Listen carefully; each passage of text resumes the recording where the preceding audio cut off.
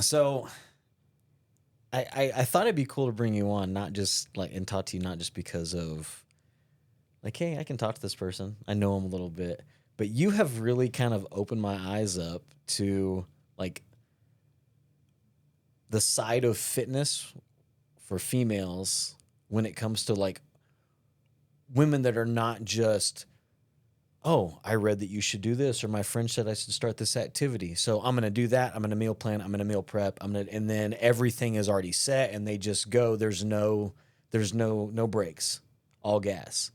But you're coming from a standpoint of someone who's like puts the brakes on, takes them off.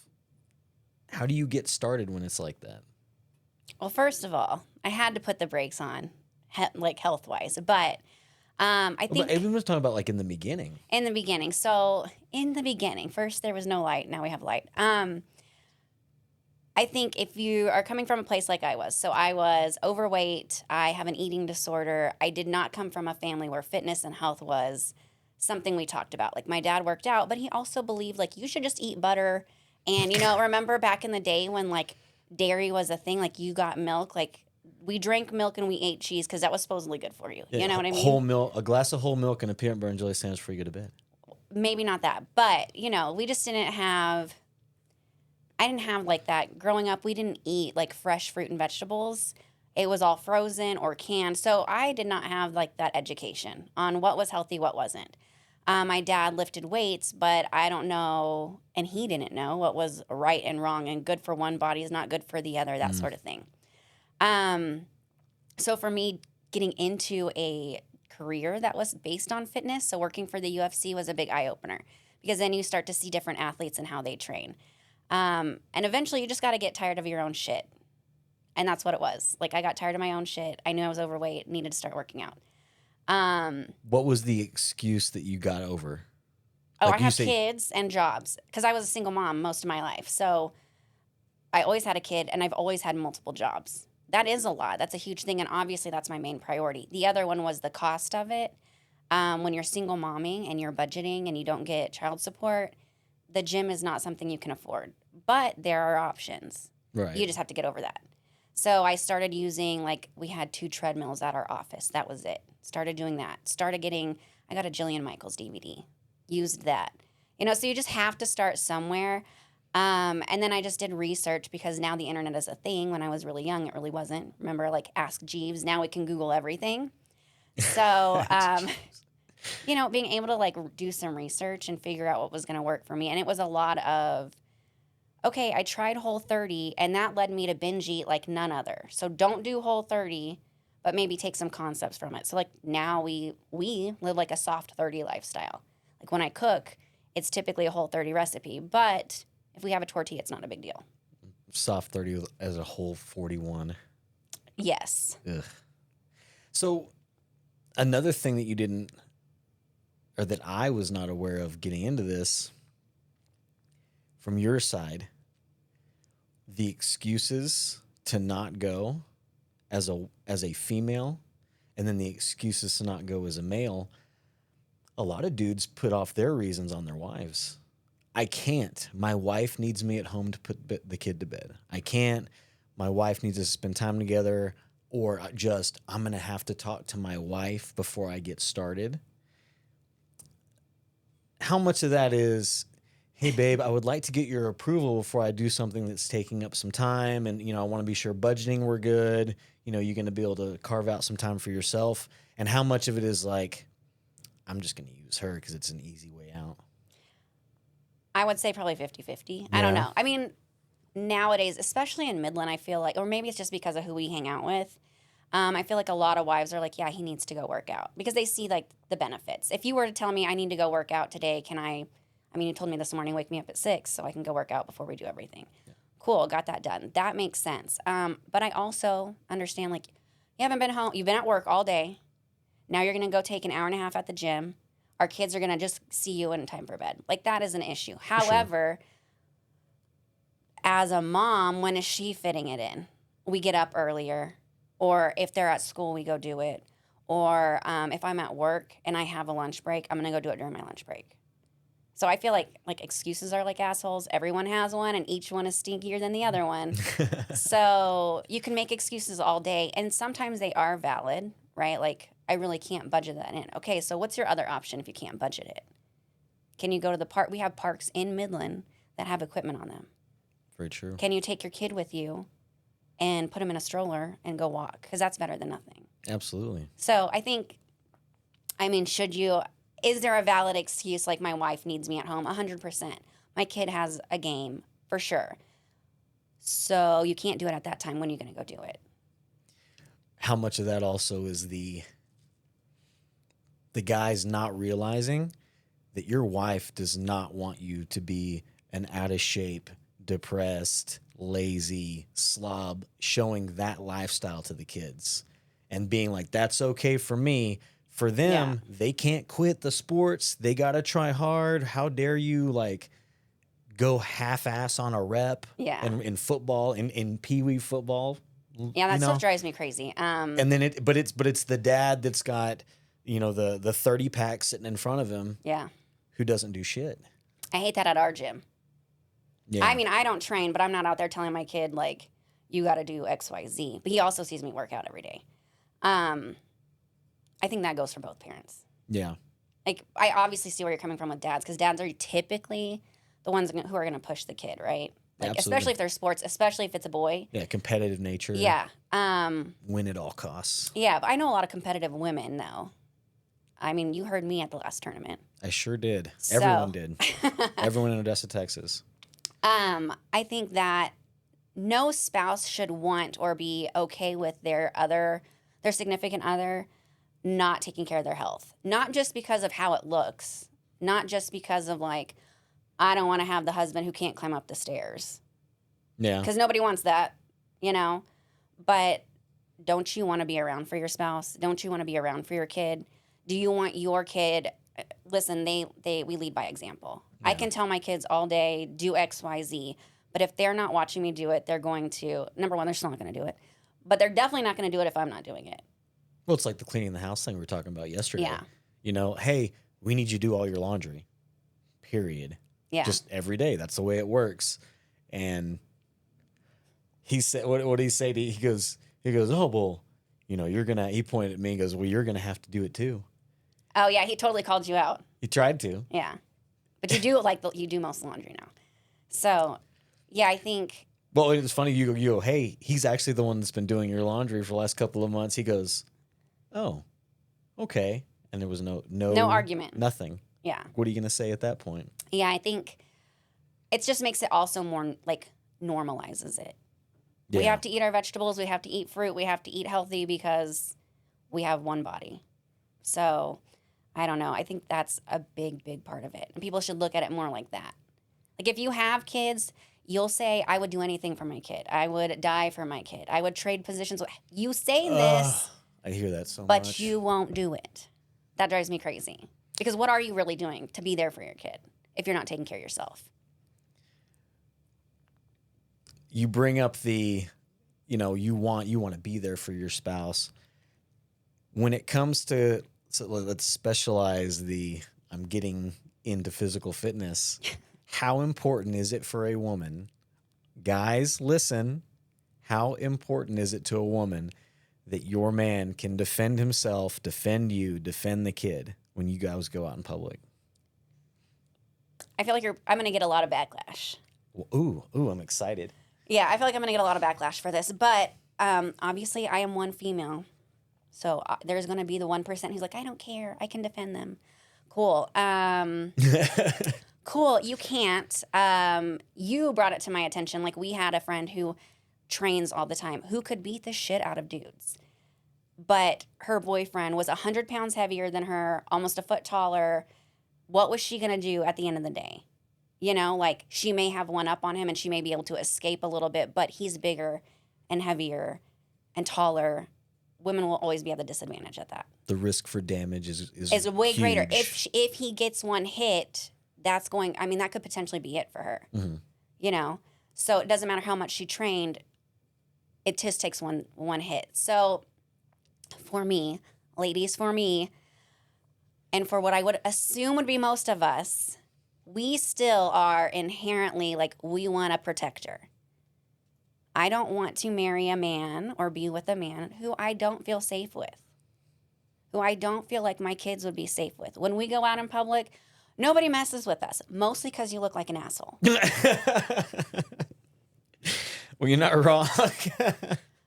Your RBF is big, but This is actually it's true. gotten a lot better. You talk a lot more, and I'm like, why is he talking to that person? Why is he being friendly? But no, really, I would say it's a pretty big deal to have a man who would be able to defend you and defend your kids. Because if we're out in public and something happens, I'm grabbing the kids and we're going behind you or to a safe place, and you're going to manage. Operation Human Shield. Yeah, Get behind like- dad. I think that's what it is. I don't. I think the issue. I think all women feel like that. I would hope. For the most part. I mean, that's, or just maybe not even say a guy. I just want to be able to be with someone that makes me feel safer when I'm out. Right. To not have to be like, oh, I'm so paranoid to go out in public or do anything tonight. This place can be crowded, whatever. I think everybody wants that person that makes them feel safer. Maybe for women, it's like a physical presence. And maybe for guys, it's like, calm me down. But how many people... Do I do that for you? Do I calm you down? Well... No. I'm no. like, let's go. Yeah, you I'm hyping you up. You're either hyping me up or you're trying to start a fight with someone. So Listen, you even brought that up a couple weeks ago. Like, for as much shit as you talk, we really haven't had any issues. This is One true. time in the Big Lots. One time. Who has those stories? One time in the Big Lots, me and the wife almost got into it with a family of 5. Anyways, that's a different story for a different day. But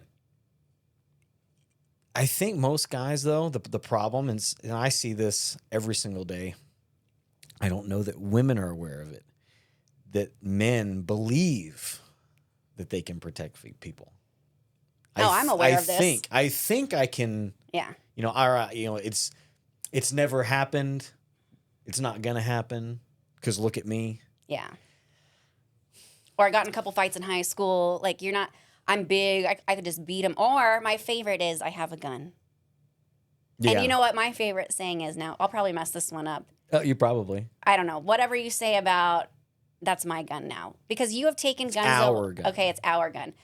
You've taken guns away from cops in training sessions. Mm-hmm. Like that. Like you were taking candy from a toddler. Right. So I love, especially in Texas, I have nothing against guns. Obviously, I don't, we have them. I love that people can carry. I love that. However, I think you should be trained. I don't carry because I'm not trained to do that. So then it does not make me any safer. It puts me more at risk. And I think a lot of people, a lot of dudes out here have a false sense of confidence. I have a gun. Cool. That guy's been training jiu-jitsu for 12 years. What are you going to do against him?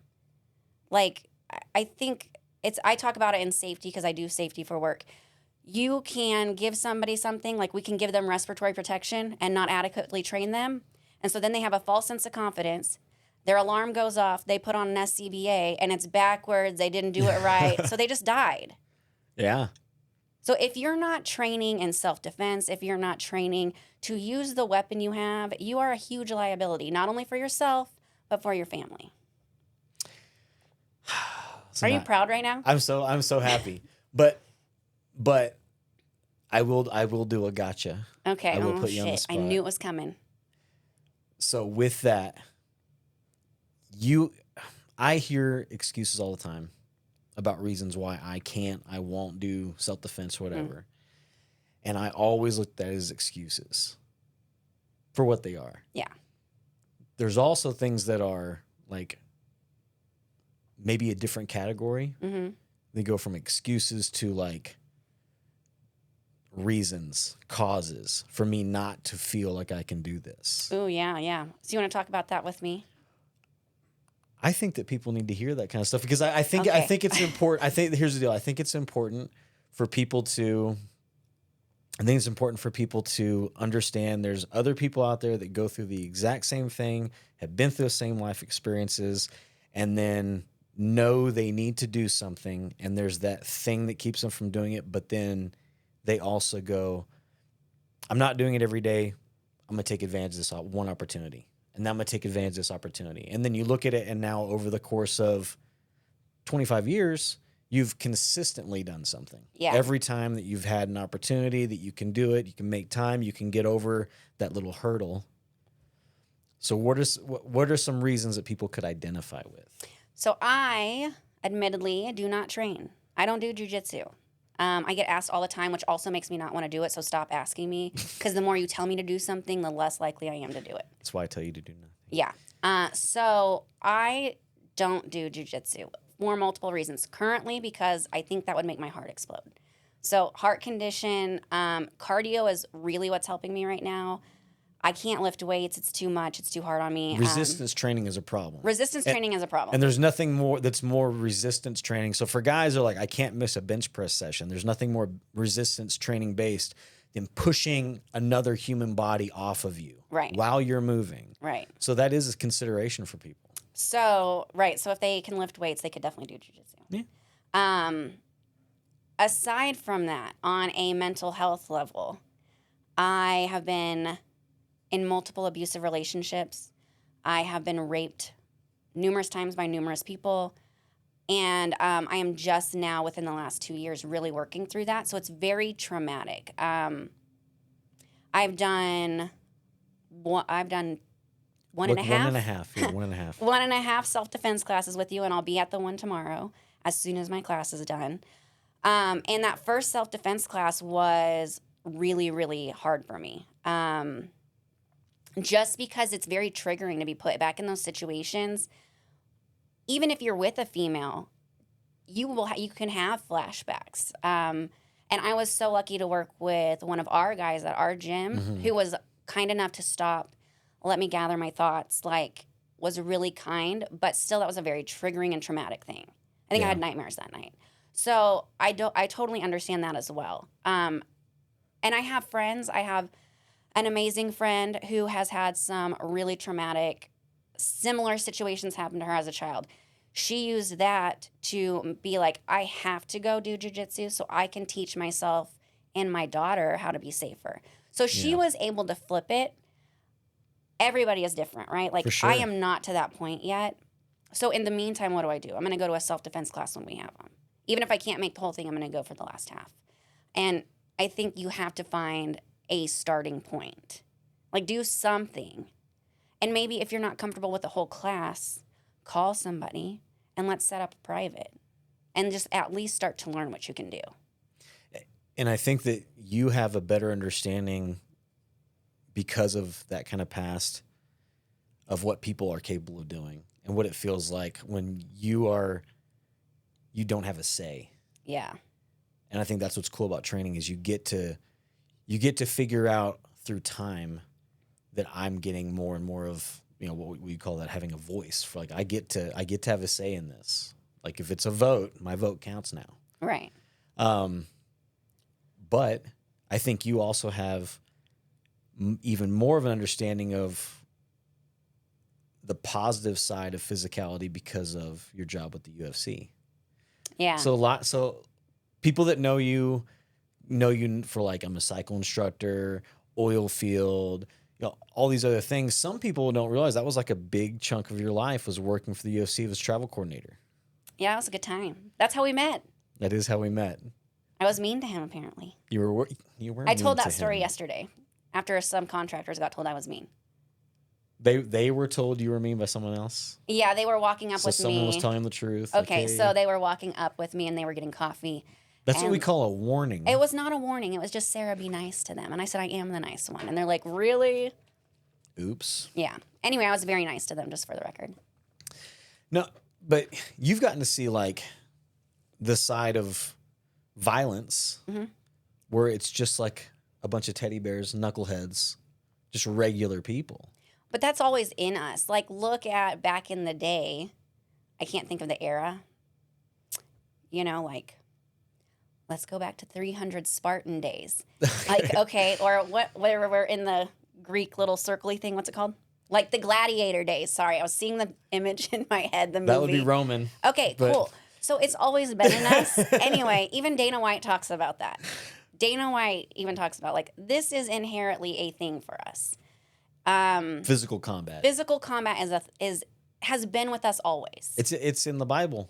Right. Two brothers. Like, hey. So what I see it as is, like you said, I know the capabilities of people. I know what really great people can do and that they can be violent, but they use it for good, like they're keeping somebody safe. But I also know what really bad people can do, and they use it for violence and to hurt other people. So I think there's two sides to it. So you get to choose, what am I going to use it for? Yeah. And sometimes you have to be violent to be a good person. I love it. And this is why we're married. I know it's hard to talk about that kind of stuff. Yeah, it sucks. It sucks for me to talk about it. When I have to talk about it on my end, like it's not cool. But I'm like, you brought it to me, like the day that we do those women's self-defense clinics, what is not advertised and what I don't ever put out is, I'm going to talk to you guys for the first 10 minutes. And if you want to leave at that point, if you think it's wax on, wax off, touch here, grab my wrist, know my other wrist, fake stuff, I'll talk to people for 10 minutes and tell them, like, if you want to leave when I'm done, you can leave. If you think this is going to be worth it, stay. And I've never had anybody walk out. Because then people go like, oh, man, they get it. Yeah. I think that's huge for you because people, she gets it. You as an instructor, that's a big deal. Yeah, I started Cycle Bar as a rider, 4 or 5 years ago. 40 pounds heavier than I am now. So that was actually 50 pounds heavier than where I should be normally. Sat in the back row. Real quick, how much heavier were you then? 50 pounds. 50 pounds heavier? Yeah. Okay. So we'll talk about that. Okay. Sat in the back row, didn't talk to anybody. I never stood up. We get out of the saddle on our bikes. Never got out of the saddle. I kept my gear at a 3, which is really light. At the time, that was really hard. But I loved going in there and feeling the vibe. Like, you're in a dark room. Nobody's videotaping you. You're not going to be on Snapchat. Somebody's telling you what to do. So you can do that. You're not clueless. Yeah, you're not clueless. You have some instruction. But if if you can't, or maybe that's not your vibe today, nobody's going to be over there like, you didn't add gear. You suck. But that's what I like about your classes. At the beginning of your class, you give this. My little speech. You give your little speech. Do so everyone that's watching, close your eyes. Imagine yourself sitting in the cycle bar and this little Black Rebel Motorcycle Club angel walks in.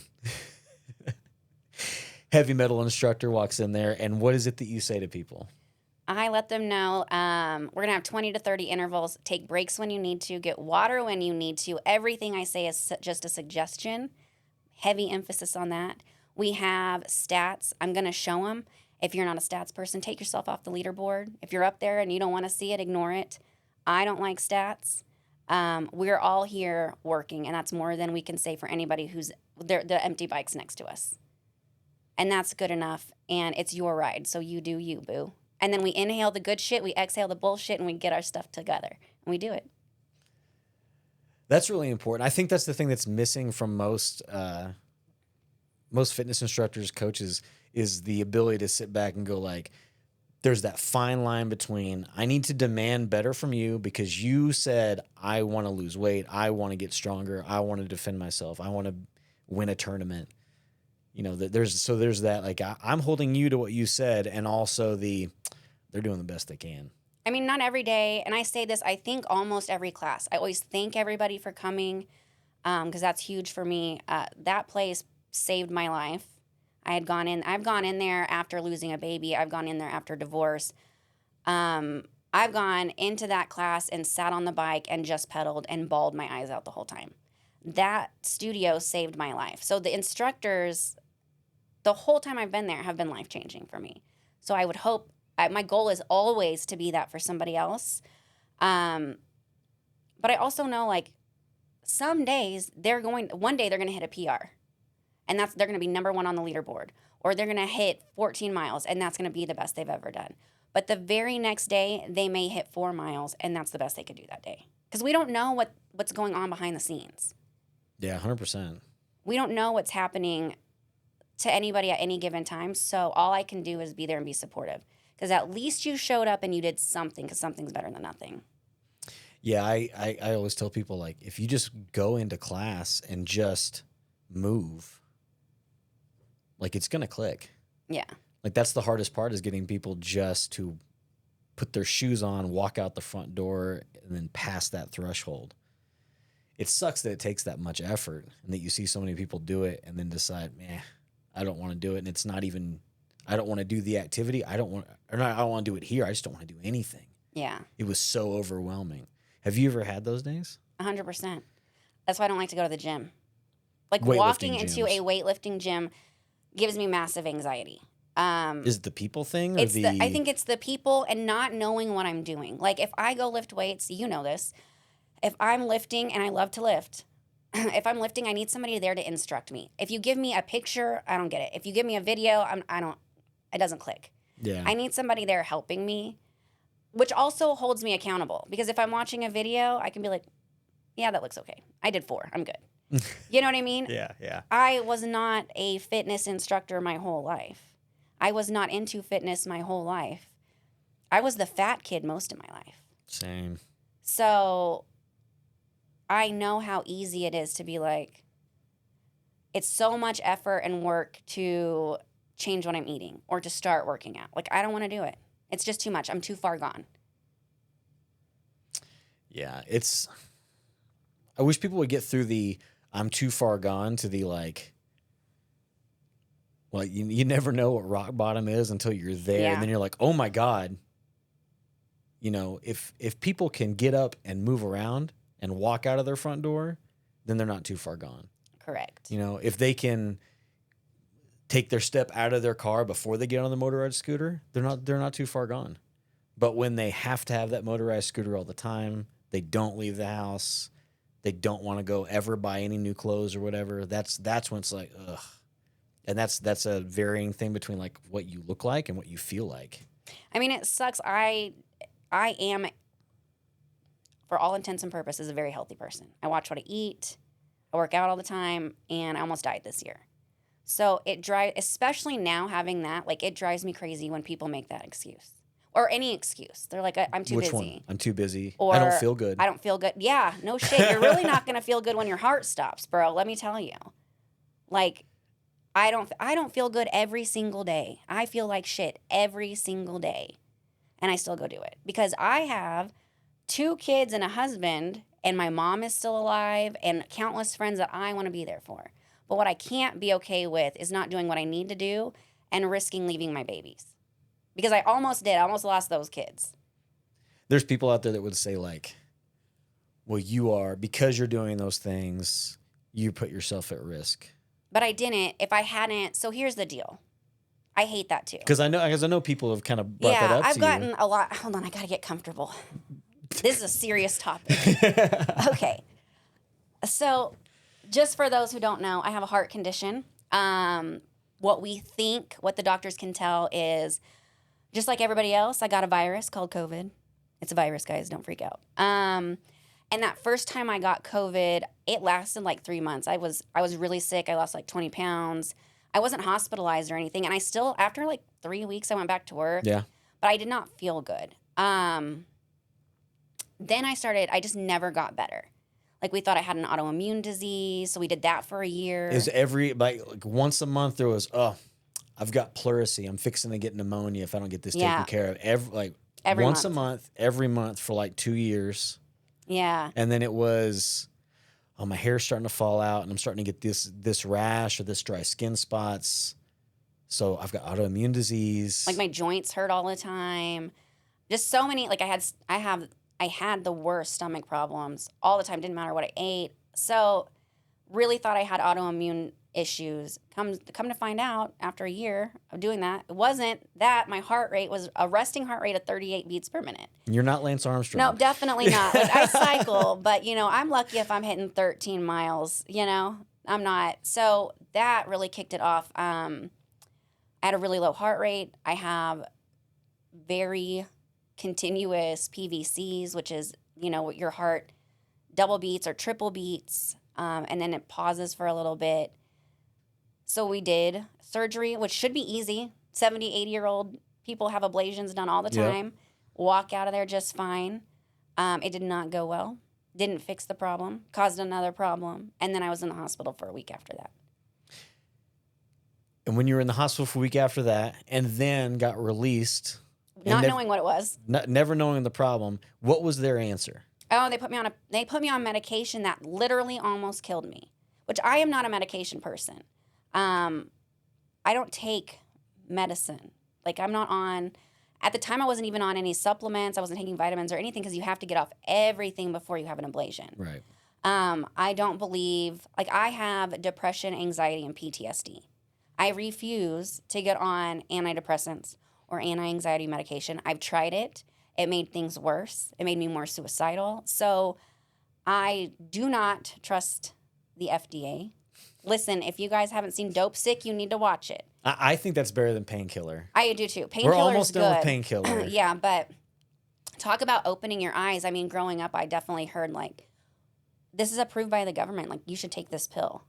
Now you find out, like, damn, you should not take that pill ever. But that has become people's answer for the fitness side of it. Yeah. Is Like Ozempic. Yeah. That shit's gonna fuck people up. Well, they released a study. You know, I'm like every single MMA shaved head guy. Like I listen to Joe Rogan all the time. I get it. Yeah. Yeah. I know you do. They were on there saying like the weight loss when they were doing analyzing people. The weight loss on there was primarily muscle weight. So you're really just giving yourself an injection to be skinny fat. Well, not only that, but what's going to happen when you stop doing those injections? You're going to get fat again because you did not change your lifestyle. So getting on medication made me get down to under 100 pounds. I think I was like 94 You were when we 90, weighed. yeah, you were 95 pounds. So And you had clothes on, yeah. yeah, it was not good. I didn't look good. When your friends are coming up to you saying you look frail, like you're a 95-year-old woman about to die, and you're 36. You looked gray. Yeah, my Ugh. eyes were yellow. Like, I did not look good. I was passing out 5-6 times a day, couldn't hold down any food. So then I was on medication for that, which made you constipated. So then you get on medication for that. Like, I felt like I was dying. I really thought that was going to be, like, the end, you know? And then as soon as I got off that medication, do I feel good? No. But do I feel better than dying? Hell yeah. Am I able to do things? Yes. Am I still passing out? Yeah. But it's like once or twice a week instead of 4, 5, 6 times a day. Yeah, it's noticeable. You know, there's the telltale. We're talking, we're walking. You stop, and one hand goes up. It looks like you look like a kid trying to ask a question in kindergarten. Like, oh, can I pass out real quick? Hold your hand up, and I immediately turn and go, oh, I'm gonna go back and just not make a scene, just give you a hug, and you do the. Okay. I'm fine. It's like you almost passed out. Yep. Like, why are we so nonchalant about this at this point? But that's life. Yeah. And Ugh. now I know when it's going to happen. So either I can stop and like regulate myself, or I'm going to go sit down because I'm about to pass out. And with all of that, you make sure that you find time to go work out. Yeah, because if I didn't, when you have electrophysiologists at Heart Institute say, there's no reason this should happen. And if you weren't working out, you would have died. You go work out. The reason why I do so much cardio is because it keeps my heart muscle strong. Having 12,000 PVCs a day weakens your heart. So I got to do what I can to keep it as strong as I can. Absolutely. Now, I think that's to me, the time thing, people can always find time. People find time for what they want to do. You have time to watch an episode of whatever. You have time to get a workout in. But I didn't feel good. Well, Yeah, I didn't that feel annoys me. good. I didn't feel good. Well, guess what? If you don't move, we're made to go out and do stuff. We're not made to sit. And when you don't go do anything, then you get depressed. And then you don't want to go do anything. And then you just get physically more ill. And then you feel depressed and get physically more ill. Yeah. I'm depressed too, bro. But I promise if you go do something, your serotonin's going to come out. You're going to get a little boost. You feel a little less depressed. Is life still sometimes shitty? Yep. But for that 45 minutes or 30 minutes or whatever, you feel better. And you can forget about it. I love that. I love going to work out. I have my 45-minute class whatever happened during the day, like I'm going to teach today. My kid was an asshole this morning. I don't have to think about it. Yeah. Get a little, it's like you get to turn the whole world off for a second, turn Yeah. the volume up on something you enjoy. Yeah. And that's huge. And I also think like find what works for you. Every gym has a different vibe. Every workout is different. I get a lot of shit for just doing spin. I would lift if I could, but when we lifted, it was at the gym, you and I. Like I didn't want to go to the Y. I just wanted to go to our gym, work out while my kid was training. Yeah. You know, so find what works for you. If that's a Zumba class, go do that. You know, if that's like, Could you imagine me doing Zumba? I would love to see you do Zumba. I think my knee would explode. There's my excuse. Ugh, this fucking guy. Put a wrap on it. Suck it up. But like, there's something for everybody. You know, like I don't want to go do yoga. It really puts me in a bad mood. I think I'm the one person. Yoga Put you in a bad mood? Yeah, it annoys the shit out of me. I think like all the deep breath in, blah, blah, blah. I'm like, I could be cooking, cleaning. I could be like doing so many other things, and you're telling me to breathe. Like, stop it. But what if it was yoga with goats? Yes, because I want some baby goats. Oh, wow, I wouldn't even go in there, but now we're gonna carve that market out in Midland, Texas. I would do baby goat yoga. Baby goat yoga. Yeah, just really because I want to snuggle a goat, but it's fine. Okay. That's fair. No, actually, I think that's a great idea. What if it was baby goat yoga minus the goats, but with like Mastodon playing in the background? Yeah, I would go to that. I like metal music. I play rock in every single one of my classes, not metal. Like, we're not listening to Lorna Shore. I wish. We're not listening to, like, Lamb of God. I wish. I know that would scare everybody away. But I play rock every class because that's my vibe. But I also know that's not everybody's vibe. At the end of the day, though, the playlists that I make are playlists that I like. It's all music I like. Because I'm the one having to get up there and teach it and motivate people. Isn't that like a big deal? Like, I don't think you realize it until you start coaching people. Like, if from the, like, I'm a student or I'm attending a class, I don't think you realize how much effort goes into coaching and how much, like, that person has to overcome all the bullshit they were just, like, going through the night before, the morning of, the afternoon before the class, you know, all the stress of whatever's going on in day-to-day life. They got to get through all that. They don't feel good. But they got to make it a vibe where people around them see either like, oh, we're going to get some work in today, or we're going to have fun today. There's going to be something about it that's motivating. It's hard to be motivating all the time. Yeah. I mean, you and I have gone through some shit, and I've had to teach a class, and I'm like, ugh. But I knew, like, once I got in there, that would help me. Yeah. And that actually, like, helped me get through our Some shit. of your best classes are Some of my best classes are when I'm mad at you. I mean, we get shit done. We are doing the most, okay? So when I'm having a rough day at work, we're definitely having like 4 or 5 songs that are rock. Probably playing some Limp Bizkit because that just gets me hyped, you know. But yeah, those are my best classes when I'm mad. Yeah, And I'm not like yelling at people. I'm having a blast in there, but we are going to do some heavy gear. We're going to be doing the most with the choreo. But I think like it's because your brain goes, I got to get as far away from the way that felt as I possibly can for this time. And usually getting away from that is like, it's away from depressed and slow and you know, and it's like upbeat, whether it's upbeat and pissed off or upbeat and like, hey, I'm gonna turn a frown upside down. Yeah, I mean, I think obviously I know at least with spin, different instructors. I put a lot of effort into my playlist, but music is like the thing for me. Some of them, we can put it together in 5 minutes. They don't care what song it is as long as it hits the parameters. That is so not me. Y'all, I've been working on my playlist for today at noon since yesterday, and I hate it. So it'll be all completely different, you know, but that's how I function because it has to be a vibe for me to be able to go in there and, like, give my best to that person. I don't know who's going to be in my class. I don't know what's going on with them. I hope that I can help them in some way. So I want to give my best every time I walk in there as an instructor. I think that's where you and I like kind of vibe well with each other as instructors. We get like, you don't care if you get that person that's in there that's already in amazing shape, that's going to do the 14, 15 miles or whatever, going to do every single, or have the gear turned up to 10 and just climb in the entire class. Yeah. You're not teaching for that person. No. I mean, I am, but I'm not. Right. They're going to do good regardless. I mean, there are some people who are just athletically inclined, and you can give them any sort of like athletic thing, and they're going to do great at it. They call it the 10-80-10. There's 10% of people that are gonna succeed no matter who their coach is. They're just gonna be good. They it's like a duck to water.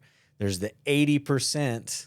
We're not that good. Well, the 80% that's like they just need to be coached. They just need to be kind of guided. They're not in it to be this guy. They're just in it to do an activity and to have some fun and build some skills. And there's a 10% that will never get it no matter who the coach is. And for those 10%, you still have a place. No, for Just sure. go train. I mean, I love watching our kids' classes. First of all, I like watching my own kid, like seeing his growth. I love it. There are some kids who try so hard every day and they're still not getting something we've been working on for a while, but they're still in there busting their ass. Yeah. That's a huge thing, and that should still be celebrated. Like, I love that. I love those people. I love the people who have been in my class for a year and now they maybe get up one song. I'm celebrating them for even being there. What do you think? What if you had to live life as the other coach that's not celebrating the person that's like sucking at everything? Like, I'm like that. I don't care about that person. And you gravitate towards the performers. Like, how would that change the way that you do stuff? I Or could would never it? do that. Why? I feel like you limit yourself. And not so close-minded to only focus on those people. I love the performers. Like, I have people in my class, my big football player. He's in there. He's going to be on the highest gear, and he's not going to do anything I tell him. But he's going to be number one in class every time. Yeah. Because he will outperform everybody just because he's big. He's trained his whole life to play football. Like, I love that he's in class. He's still doing something. He's not playing football anymore professionally. He works in the oil field. Yeah. You know what I mean? So I love that. But I also feel like, And let's be honest, he's really smart. He picked the activity where he's like, I can go hang out, listen to music, just pedal a bike, and then be around a bunch of chicks in sports bras and leggings and stuff. 100%. Yeah, Like, he's really smart. He really did hit the most. Yeah. He's really just a nice guy, though. Smart, nice guy. Not really nice. He wasn't nice. Nobody liked him until I started talking shit back to him. And now he like vibes with the whole group. I think you just got to break their shells sometimes. I am the shell breaker because I'm going to talk shit to you. Yeah. You know what I mean? I don't know if you know. I don't know. I can't be that I could never be that coach. I think it's great that there are coaches like that, but they're missing out on the majority of people. And I think you miss out, not only miss out on the majority of people, I think you miss out on one of the coolest moments, which it's like, I always talk about, I hated the guy that didn't do anything extra and just had abs. yeah. They would like walk up to like there'd be a building with like a flagpole. He'd walk up to that flagpole and be like, "Hey, I saw somebody do this," and like hold himself sideways, Yeah. the horizontal of the ground or whatever. Yeah, that's cool and all. Or the guy that's never skateboarded picks up the skateboard. 15 minutes later, he's kick flipping in the parking lot, and you're like, I am getting out of breath tying my shoes. This is uncomfortable. I've just always hated that person. For me, like, I feel like I show a move, that person gets it. That's that 10% that's going to get it. I love watching.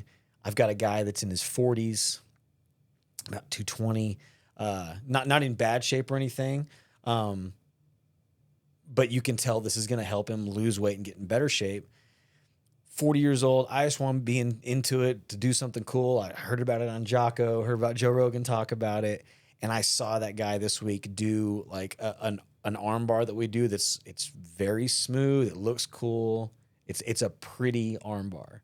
And to see this like 40-plus-year-old 2 months into the game guy do it. And when he got done and finished and did the whole rep and stood back up, you saw like, I just did it. because it looks slick. Yeah. It looks really slick. And so I think for some of us that are not the kickflip guy, to be able to do something that for everyone else feels simple and get that like rush of like accomplishment. I mean, that's what we're all chasing as coaches for ourselves. And it's harder to find, Yeah. but you can get it through those other people. And I feel like it's, I'm probably a cheap drunk. Like I'm gonna get it by watching all the guys that suck at stuff all day long in class do really good at this move by in 1 hour they've come so far. Or I can wait for the one person that's doing it right every single time to do something that's astonishing. I guess what it comes down to is, why are you a coach? Are you a coach because you just want to have champions? If so, cool. There's a spot for you. Go do that. Yeah. Why did you get into coaching? You and I both got into it because we want to help other people. Like you want to make people safer. You're helping other people. You're helping build confidence. You support mental health awareness.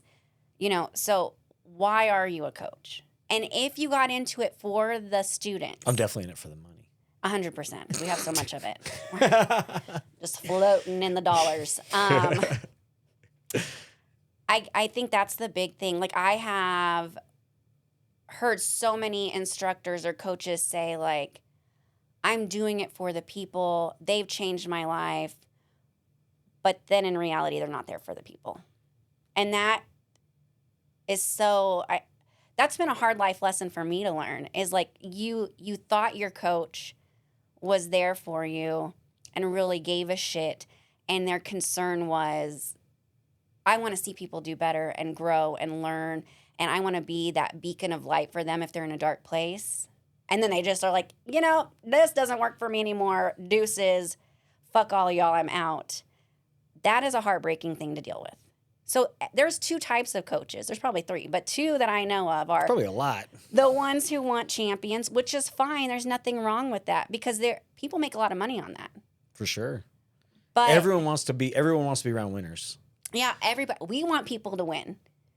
We want our kid to win, but we also want him to learn if he doesn't win. I think that's like, how do you define a win? Yeah. Is a win A medal. in jiu-jitsu, is a win getting on the podium, or is a win like, that kid comes every single day and he's having a good time here and he's making friends. Because if he goes home, There's no love. yeah, There's no nothing for him. for the adults, like, is it a medal?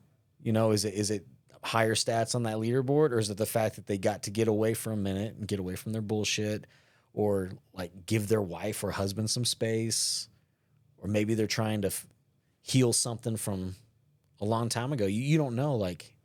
I think for coaches, it's hard to see those because those are not tangible wins.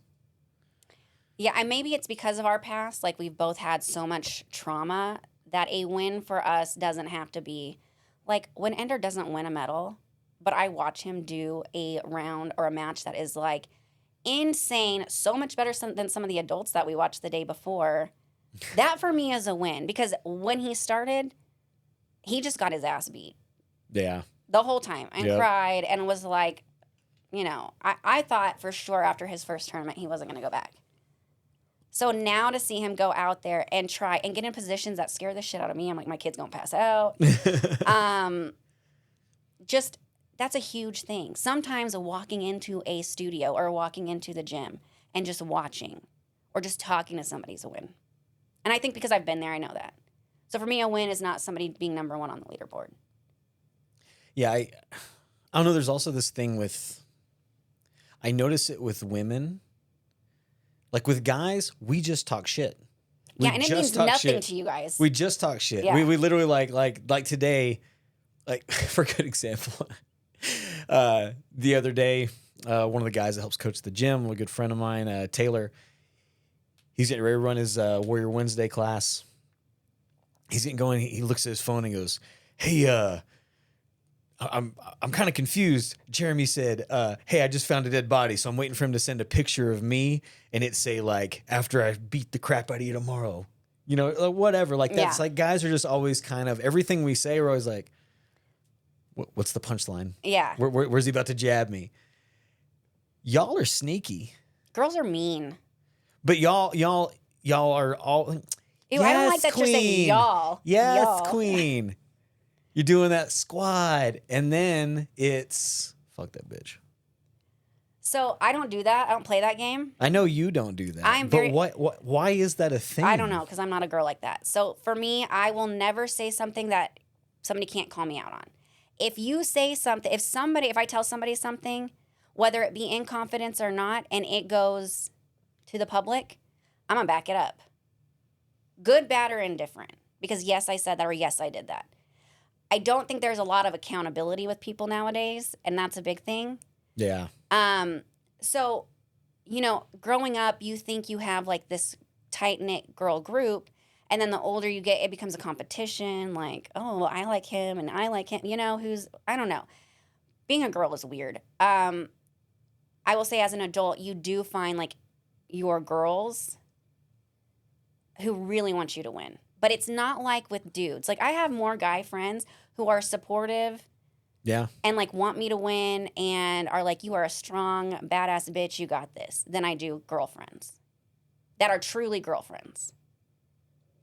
Is it just, but it didn't seem like, as far as men and women, it seems like it would be backwards. Yeah, I would hope. I would It's wish. like it would be reversed. Like the women are gonna be supportive. Yeah. The women they're gonna be like, maybe even jab a little bit, but it's all for positivity, because that is all we hear all the time from women is women supporting women, women empowering women. I hear that nonstop, but then I also look and see like That's not what's the happening. way it is. No.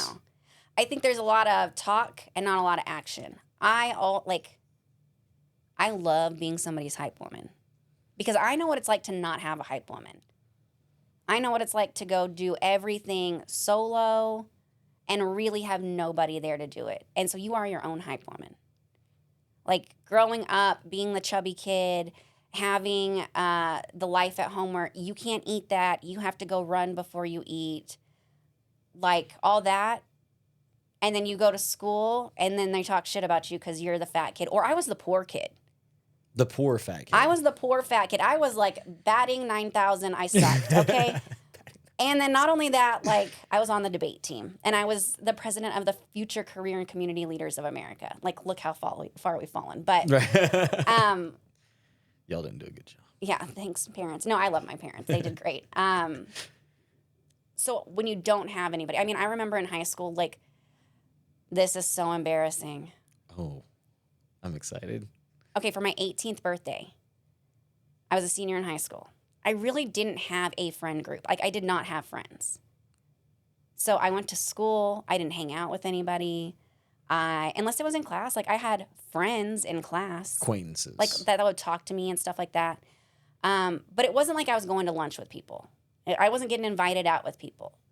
Because I had always had to work. Like I said, I was the poor kid. Yeah. I always had to work and I always had to help take care of my siblings. So I was just also different. And at the time, I didn't realize I had suppressed like a bunch of childhood trauma. So I didn't fit in with my age group because I'm like, that shit's not funny. Like stuff that was cool for teens was not cool to me. So my 18th birthday, it was my birthday. I didn't have any friends. Nobody knew it. So I went and bought myself a little birthday like little sash, Yeah. and put it on. So at least somebody would be nice to me that day. So you're nice to yourself. I was nice to myself. You do a thing. That's not an embarrassing story. That's so embarrassing. I didn't have any friends. Ugh, what a loser. No, what's embarrassing is, I don't know. It's not a one up. It's not a competition. But it's gonna listen here to my embarrassing story. I feel like it's more embarrassing to have feel like you have friends, and then you realize like, oh my God, I'm just here for entertainment. Yeah. Like I'm not. No one gives a shit if I even showed up today. Like you're the funny guy. Like, great, that's cool. Yeah, I felt like that before. Recently. I am the funny person. Like, I'm always going to crack a joke. I'll always. But then you find out when shit gets hard, who really has your back. And I've had a hard year. Because you can't fill your role in the group anymore. Yeah, no, there are times, especially this year, that I haven't been able to be the funny girl. Yeah. And I haven't been able to hype up anybody else because I can't even hype myself up enough to get off the couch. Like, literally, physically. So this year has been a really, not just, like, health-wise hard year, but it's been a very lonely year. Like, I do have some really amazing people and friends in my life who have been there through and through and have checked on me and stuff like that. But there have been a lot who I thought would be there that have not been there. That's rough. Yeah, it sucked. I mean, you've watched me cry about it, and I'm not a crier. You're the least crier person. Like you say, like, I would rather be mad than sad. Yeah, I don't like to be sad. Yeah. So let me turn that into anger. Yeah. I'm better with that.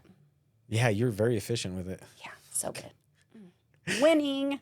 But you do this thing that I love. I thought I was like, well, I don't get it, because there's guys that look at women that will take attractive pictures of themselves, And touch it. risque pictures of themselves, and then post them on their social media or whatever. So guys kind of have this idea that women are doing that because they want guys to look at them. You brought to my attention that is for you. Yeah, I don't give a shit what a guy thinks about me. It's always the guys who have the biggest opinion, who like have the hairiest asses, the beer belly, and their penis probably smells like last night's turkey that got left outside on a hot day. Gross. Okay? God. It's always guys who have nothing to offer, whether physically, financially, emotionally, whatever, who talk the most shit about girls. So, like I said, I've always been the fat girl. I grew up the fat kid. And then I became bulimic, and then I became a binge eater. And so I got skinny in high school, but it wasn't a healthy skinny. Yeah. And then I had a baby really young, and my weight has always been like all over the place. I've also really struggled with my self-esteem from probably preschool age when I started getting abused until now, just because that's what I know. So if I'm feeling myself, you're damn right I'm going to take a picture of it so I can remember, listen, you baddie, you may feel like shit today, but you looked real hot yesterday. You'll be sitting like doing your makeup, look at yourself, whatever, and it's almost like you go, oh, I better capture this real quick. Yeah. But I remember that was the words you used, like, I'm just trying to capture this moment so that when I don't feel good, I can look at this moment. Yeah, It's a reminder, like, I am beautiful. I know how to smile. I know how to feel sexy. I know how to look sexy. Like all those things. yeah. Like I just did that boudoir photo shoot. Thank you very much for the wedding gift. Who'd you do it with? Esther Mary through House of Her. She's amazing. The whole experience is amazing. Gentlemen, get your wife one. Ladies, Sure. do that. Don't think like I need to lose weight. I'm awkward. You seriously go in there and it's like princess treatment. They make you feel like $1,000,000 the whole time. They are hyping you up. It is the best. I don't feel good about myself right now. I've been doing a cleanse and I've gained 10 pounds. So I don't really love where I'm at physically, but I felt sexy in there. Yeah. Yep. Like I felt like it helped me reclaim a little bit of my womanhood. Like, especially if you're a mom, I feel like you lose some of that. Like you lose what you are. Like we're not just a mom. I am a mom and I love being a mom, but there's also a side of me that it's is part like, of you. It's not your identity. it's not my whole, Yeah. it's not all of me. Like I am also a woman goddess. Like I am a sexual being, and we should all remember that. We didn't make those babies not having sex. And it's okay to have sexuality and feel empowered by that. Like we should. There's a lot of women that get really. It seems like there's this weird, like playing field there where it's the women that feel the same as you, Mm-hmm. the women that don't say that. Mm-hmm. You know, they would rather like put like a quote from Proverbs up. Yeah. You know, and then themselves looking really sexy. Yeah, which cracks me up. Which I go like, man, that's not in any Bible I ever heard of. No, You know, but okay. you know, but and then you got the women that it's like it's just the Bible verse, and those women are wrong for doing that. Yeah, like I hear a lot like you need to be more modest. So I lived in Las Vegas before moving back to Midland. Obviously in Vegas, anything goes. Like you can dress however you want, and number one, you're never called out on it. Nobody talks shit about it. It is like the melting pot of all genres of people. Yeah. It's amazing. And then I came back here and I was in pretty good shape and I felt really good about myself. I felt sexy, but you wear stuff that you would wear in Vegas and oh my God, you would think like you were the devil herself standing on the corner or something. Like it was ridiculous. I refuse, and I've dated guys, I've been in relationships where I was talked shit to for the stuff I posted on social media. Like, you post a lot of selfies. You knew that when you started dating me. So it's what got you to message me. Yeah. So, like, why are you talking shit now? Like, Yeah. I don't get that. I don't understand the hate from men and women on somebody who feels confident in themselves. When I hear a woman be like, you need to be more modest, you need to cover up, that's not how a woman acts. That's not how you act, my friend. That's not modest to you. That's not how you feel comfortable. You are being judgmental and shitty to another person. You are showing your lack of self-confidence. Do not put that out on somebody else. It's like the guy side is so much more simple. The guy side is like, bro, you really wearing that? Do y'all Yeah. even say that? No, it's come up for sure. I mean, it's definitely come up with me. Like, this is, for me, this is business casual. Yeah, 100%. Like, I got sleeves on. Yeah, if he's got a sleeve on his shirt, that's It's a dressing business up. meeting. Yeah. It's high class. So, I mean, I've definitely heard like, you can wear that? Yeah. Okay. We just drop it. It is what it is. Yeah. For me, I do the other way. I'm like, you're wearing that? Like, are we going fly fishing right now? Right? Like, we're about to climb a bluff? Your Sperry's aren't new. Are you sure you want to wear those out? Like, nobody. I don't understand the giving a shit. Like, why does it bother people so much? It's like a lot of waste energy. Like, yeah, I think that's really when you need to stop and reflect inwardly. Like, if I let I have been told some things. I went on the news because I got kicked out of Cracker Barrel for breastfeeding my baby. If I let all those people who talk shit, and I got a lot, like hundreds of people messaging me about I was doing it for attention, I was a hoe, all kinds of shit.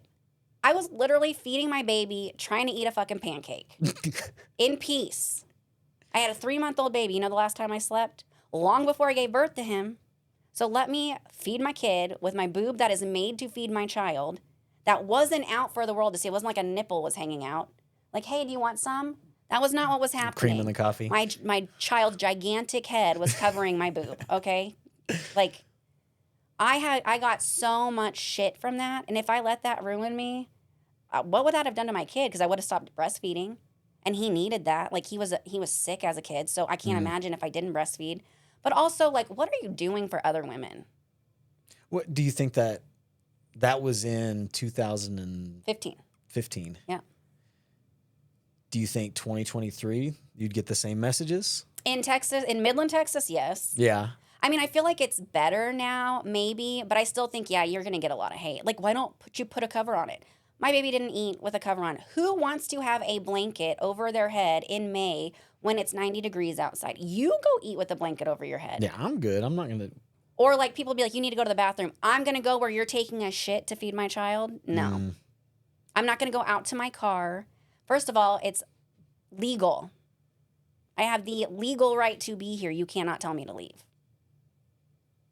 So I don't know. That shit drives me crazy. Just the hate. Like, why do you care so much about other people? It is none of my business if somebody weighs 300 pounds or 100 pounds. It's none of my business if they dress like they're going to the Grammys and they're just at the HEB, or they dress like they just rolled out of bed. I don't care. I'm glad they're getting food for their kid. That's what I care about. What is it about that judgmental attitude, you think? Like, because we see it consistently with day to day when people like how they live their life. You see it from the people like this person's going to go work out at this gym and not at my gym. Ugh, why is that a thing? The fitness community blows my mind. I didn't realize until we got married how bad it was. And then I got more involved in our gym, and then I became an instructor. I don't get it. Like, to those fitness people who have this beef, what is your problem? There are how many jiu-jitsu gyms in Midland, Odessa? Like 13? That have a black belt running a class. You've got Midland BJJ, Bastos, Aguila, Vagabond. Yeah, Vagabond, Rough House. Dez is a black belt. Dez is a black belt, pro MMA fighter, pro boxer. I'm talk about well-rounded. Ruben at Vagabond's been training since, I don't know, 2006, because I coached him in 2006. So we have at least 5. There's at least 5 just in Midland, Odessa that I know have black belts teaching classes. Are they all the same gym? They are vastly different gyms. Exactly. There's a different vibe for we have gone to so many gyms. Every time we travel, we go to a gym, pretty much. Yeah. Every single gym I've stepped into has a different vibe, a different way of coaching, different requirements, like as far as uniforms, whatever. Why is it a thing like if I tried out our gym and I was like, you know what? I really want to compete more. And we don't push competition. We push mental health. If you want to compete, we're going to support you. But that's not our focus. I think if someone's going to use the word like competition in my gym, it's like competing to not be a piece of shit. Competing with myself to be safer today than I was yesterday. You know, and if I win a medal because I'm doing that as a way to like cross train and add that skill set, awesome. But I still got to show up Monday. Yeah. And I was like, oh, I do the same thing on Tuesday. I do the same thing on Wednesday. Like that gold medal performance is in the past now. It's what am I doing today? And that to me is competitive. It's competitive to freaking want to be there. Right.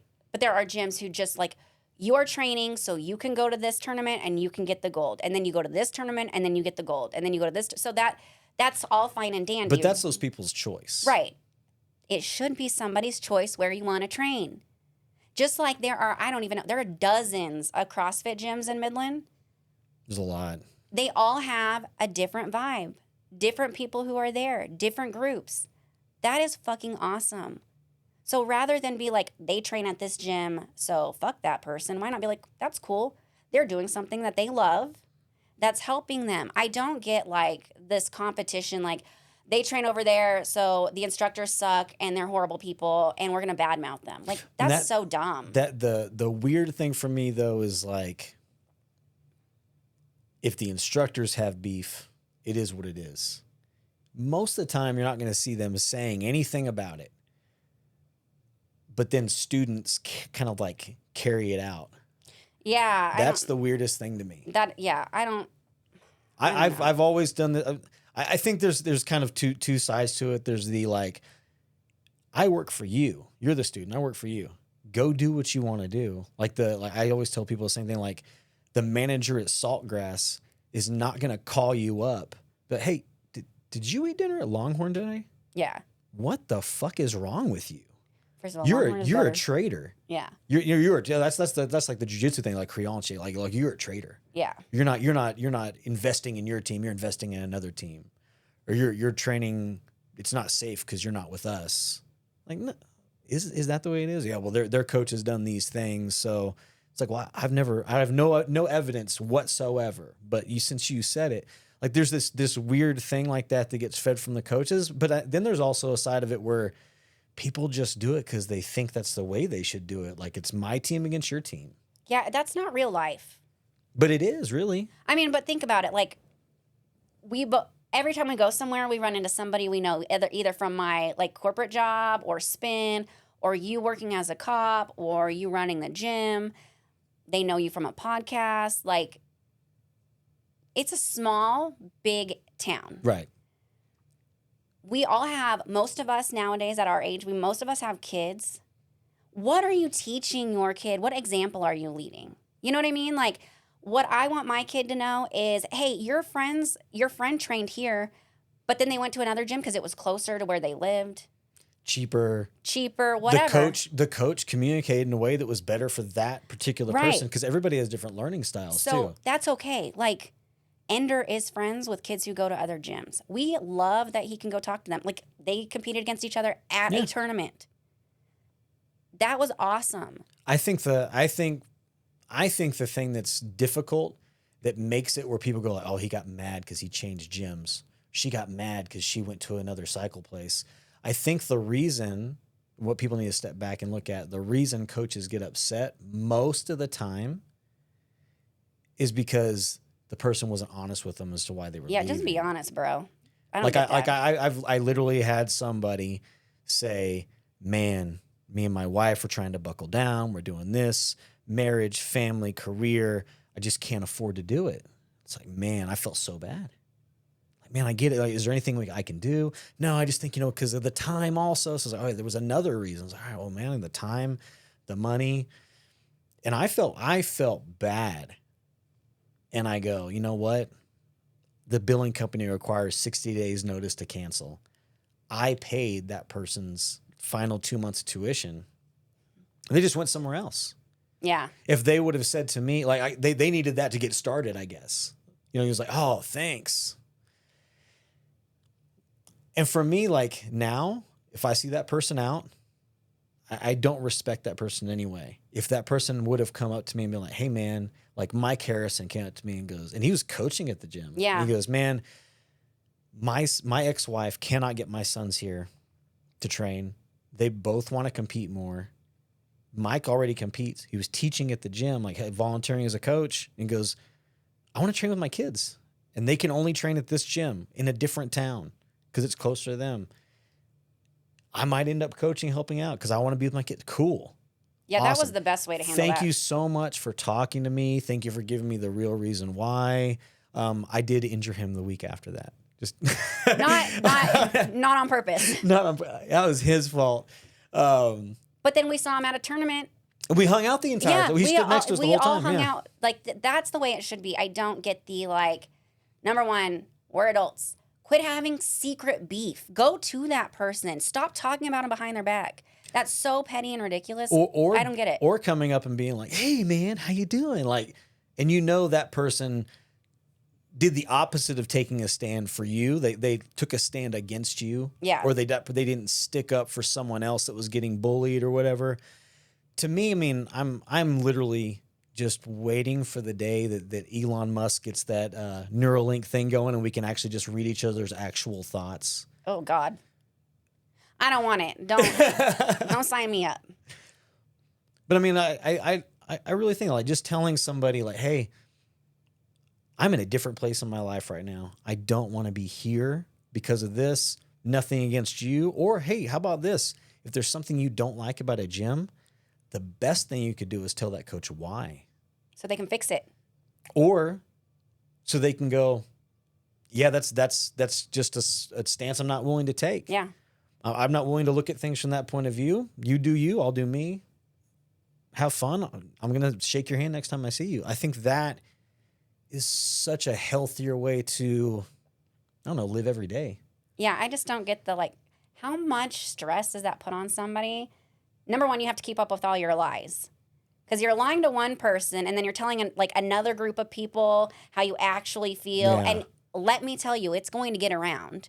Nothing is a secret. No, I have heard so many rumors about myself lately. I'm like, damn, I'm doing all these things. Really? You know what I'm doing? I'm going to work. I'm going to go work out. I'm going to go home. That's all I do. I am not a fun person anymore. I am a tired person. But apparently all this other shit's going on. I'm like, yeah, that actually never happened.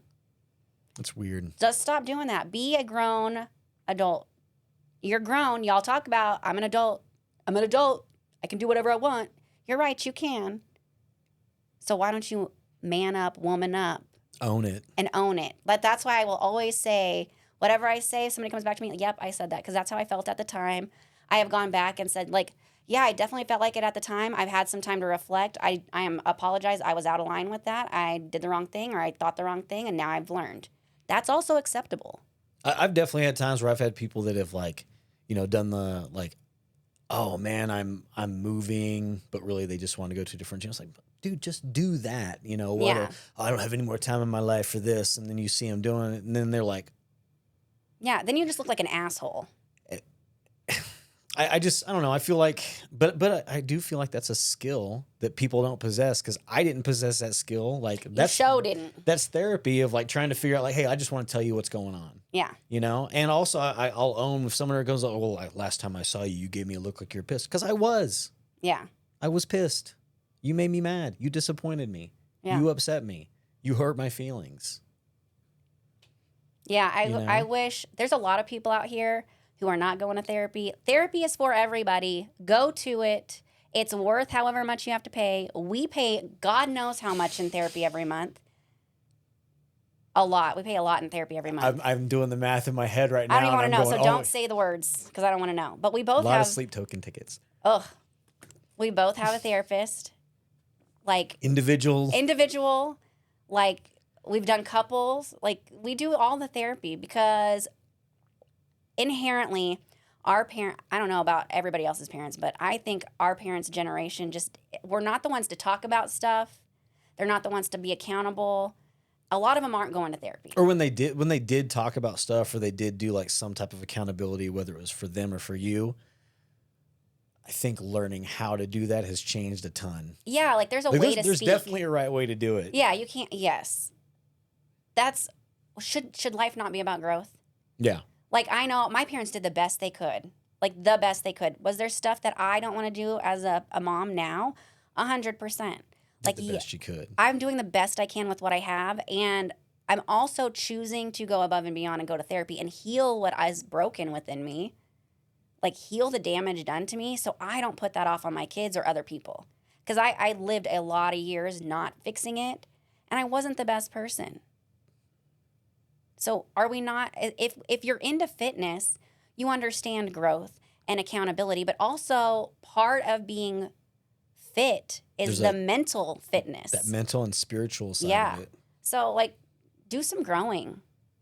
You know, like I think everybody needs to really like a lot of inner reflection. You tell me all the time you got to stop yelling. I've gotten better, You've gotten better. but it's probably never going to go away. I'm just a loud person. Yeah. So just do better. I just as a whole, what I always post on my like Instagram posts that are like, let's be better. Is it do better, be better? Yeah. Because everybody can be better every single day. There's shit I have to work on every single day.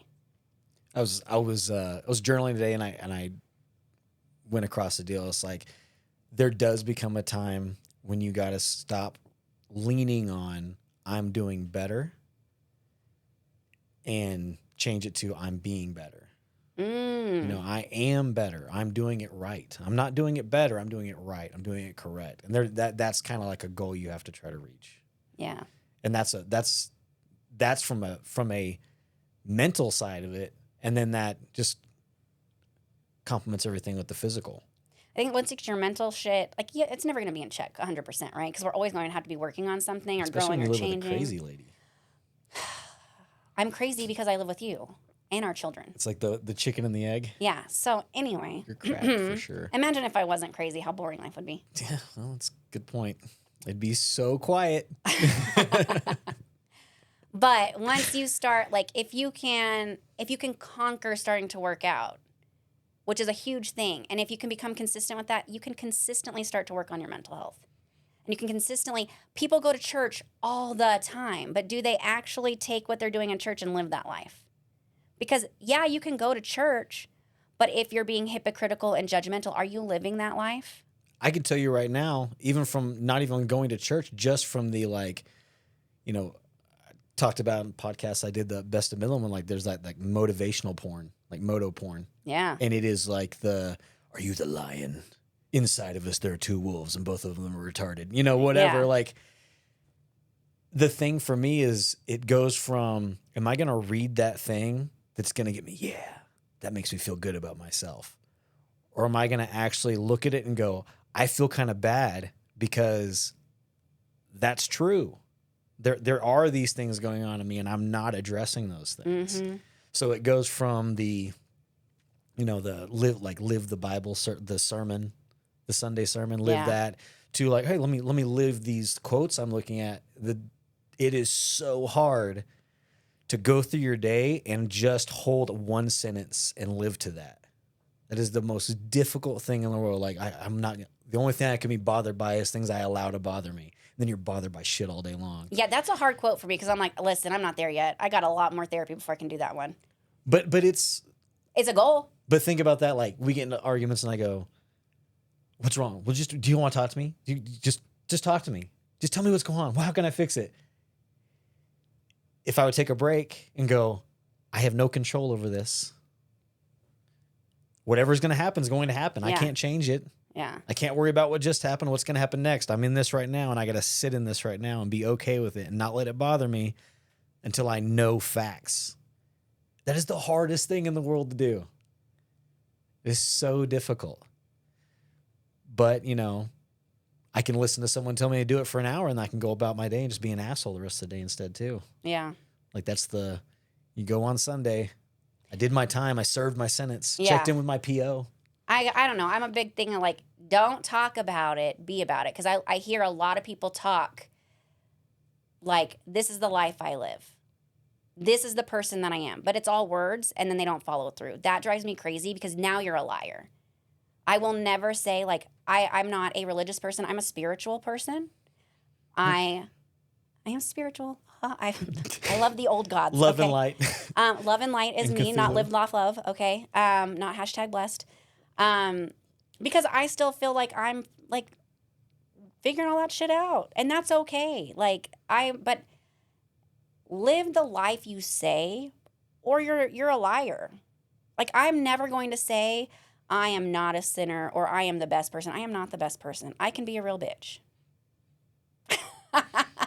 But I am ultimately like 90% of the time I'm a really nice person. I've got people's like best interest in mind. I have a temper. I will always admit that. Like I would much rather be mad than sad. Yeah. So if I'm mad, I'm probably really sad. But I'm going to admit to that. I don't claim to be something I'm not. I don't say I'm the best spin instructor because I guarantee you I am not. I have been to classes with best instructors. And I'm like, damn, your girl has work. I am not the best. But I am trying to be better every time. Intention is a big thing. Yeah. You don't have to be the best. But you should try every day to be better. What is that one that always gets them is the faith without works is dead.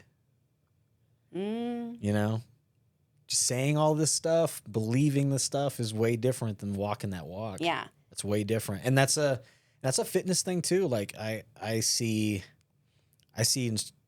coaches, instructors that they look like they would pass out going up the stairs and then back down again.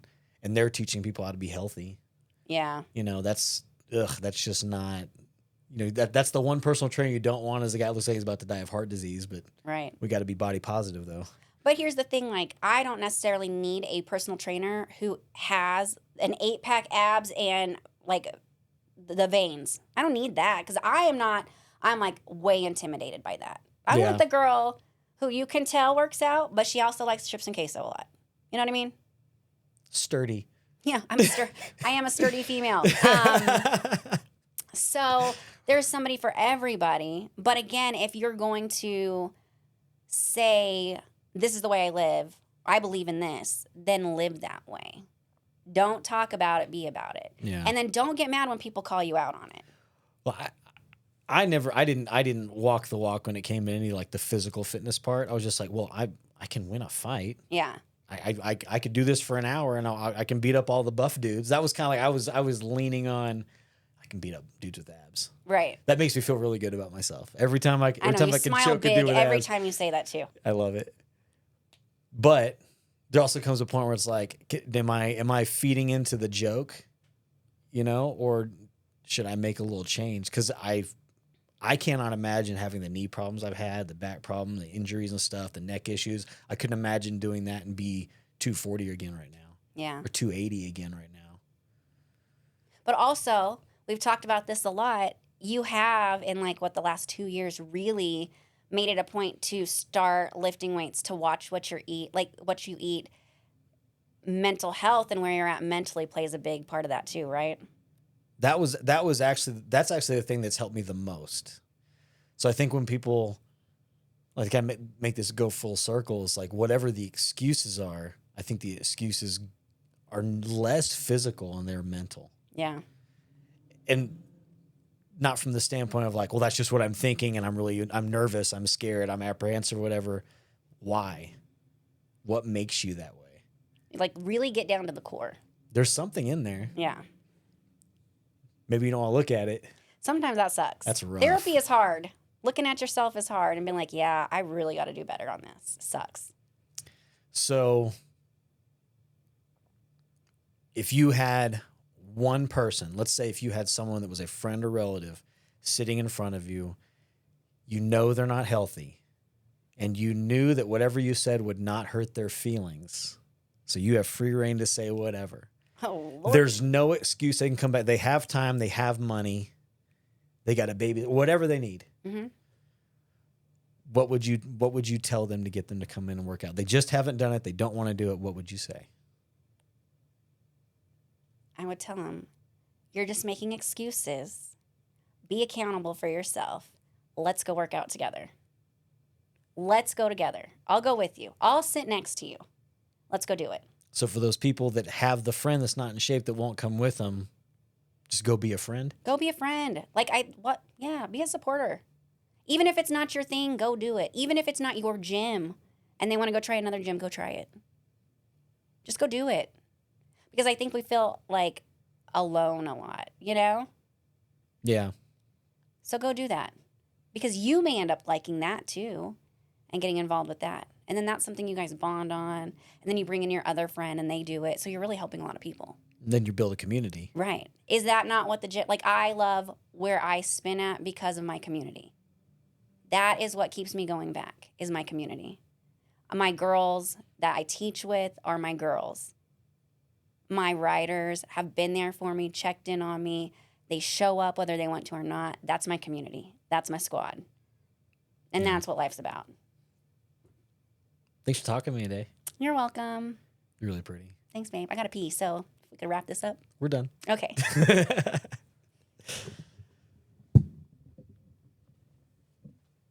Nice. Man, there's some gold in there. Yeah, I know, right? You're welcome.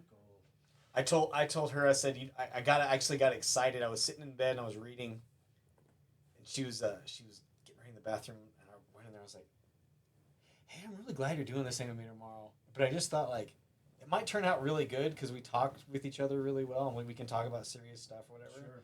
And it might turn into like that's just the way that we just set the show up. She goes, yeah, we could. I was like, all right, bye, fuck you. See you later.